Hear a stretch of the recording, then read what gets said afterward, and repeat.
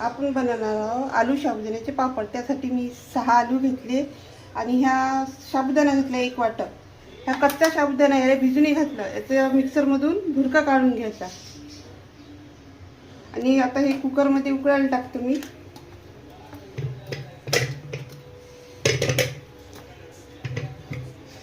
त्याच्या 2 शिट्ट्या होऊ देतो, कुकर लावून देतो।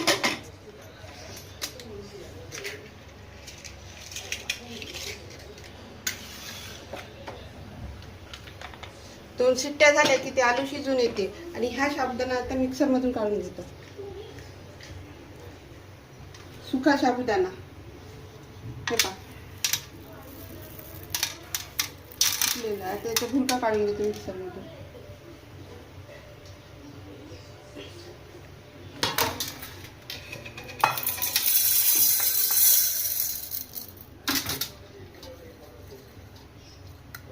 मिक्सर मधून भुरका काढून घेतो आणि मग चाळणीने गाळून घ्यायचा हा भुरका।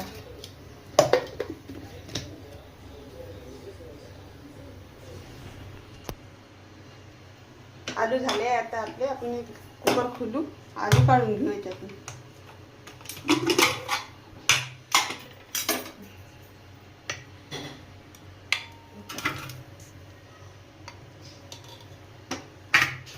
गरम आहे आलू।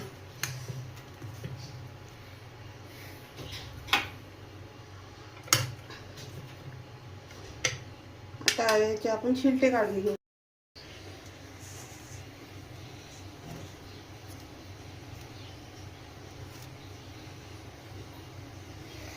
आलू खूप गरम आहे ते।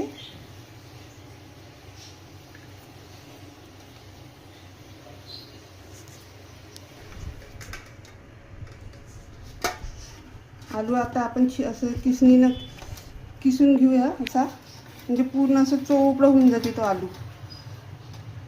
हे पहा असा। आता हे आलूचं किस चांगलं उकडलेल्या आलूचं हे आपण केलं आहे, किसणीनं किसून घेतलं। याला हातानं आता चांगलं असं चोपडं करू आपण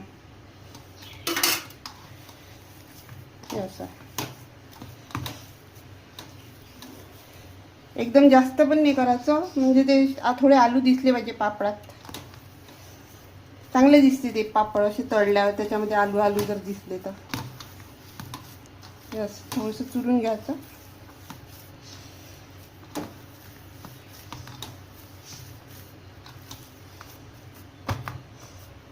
आणि याच्यामध्ये आता आपण ते साबुदाण्याचं पीठ काढलं आहे मिक्सरमधून, ते टाकून घेऊ गाळून।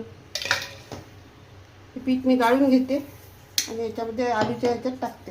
म्हणजे जाडं जाडं जे राहील साबुदाणा, असा जाड जाड जो दाणे दाणे राहते साबुदाण्याचे, ते पूर्ण निघून जाईल। सगळं जाळा जाळा निघाला, हे काढून टाकायचं, हे नाही टाकायचं याच्यामध्ये।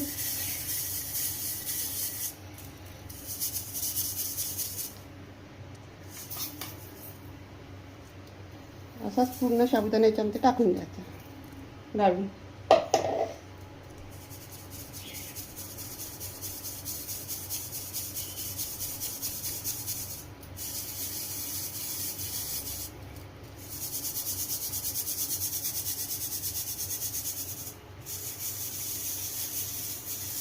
त्याच्यामध्ये साबुदाणा चांगला गरम आलू गरम किसात उरून जाते तो आलूच्या।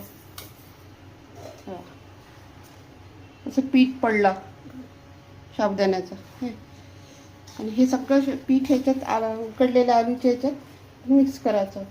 त्याच्यामध्ये मी 1 चम्मच जिरं घेतलं, जिरं टाकासाठी 1 चम्मच, मिरे 1 चम्मच आहे, आणि मीठ चवीपुरतं।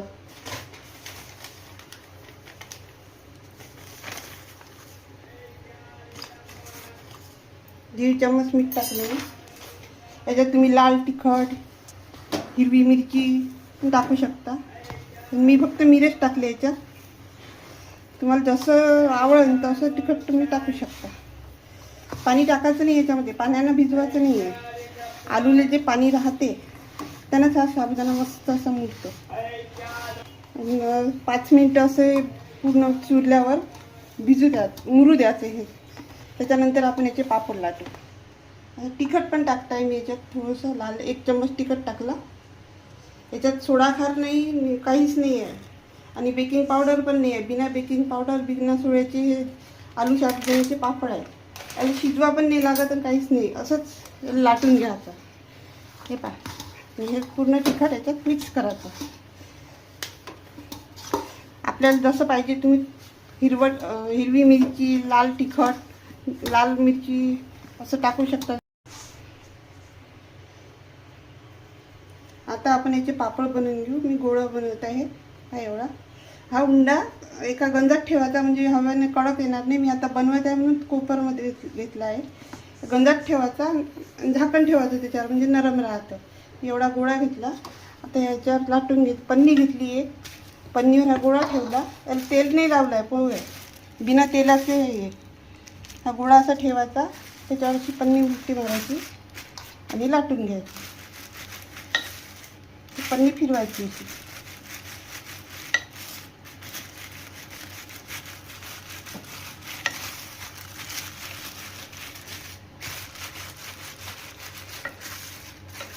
गोल येते पापड, गोल पापड यासाठी असं फिरवत राहायचं. पापड लाटून तयार झाला आणि पटकन असा निघाला. हा त्याला तेल पण नाही, पाणी पण नाही, काहीच नाही, कोरडा कोरडा आहे आणि छान असा निघाला.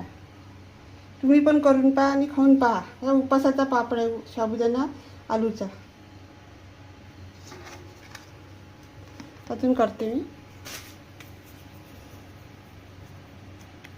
असं चिपचिप पण झाला नाही आहे, असं सुक्का पापड आहे. तर परत एक गोळा घेतला, परत करत आहे. चिपकला पण नाही तो, पन्नीला पण नाही चिपकला आणि कसं तुटला पण नाही तो. खायला खूप टेस्टी लागते. तुम्ही पण बनवा आणि खाऊन पहा. व्हिडिओ आवडल्यास लाईक करा, शेअर करा, सबस्क्राईब करा.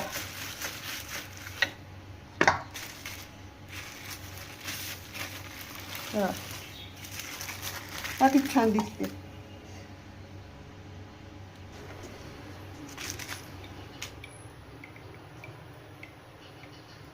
कढईत तेल टाकलं. आता तेल गरम होऊ देतं.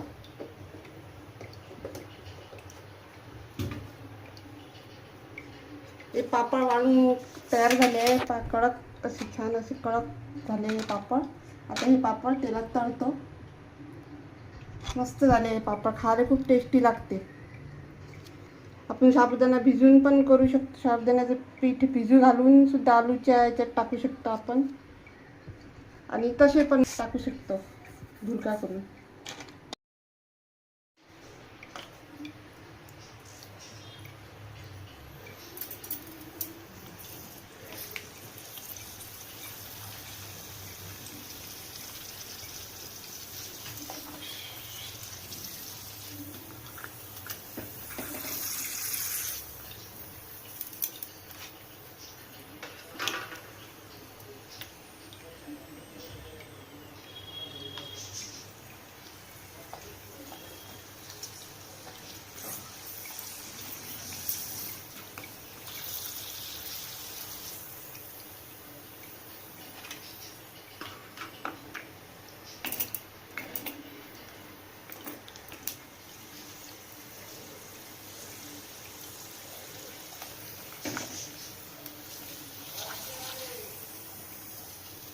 मस्त असे तळले गेलेले पापड आहे. पहा, तुम्ही पाहू शकता. लाल पण नाही झाले, काहीच नाही, असे पांढरे शुभ्र पापड तळले.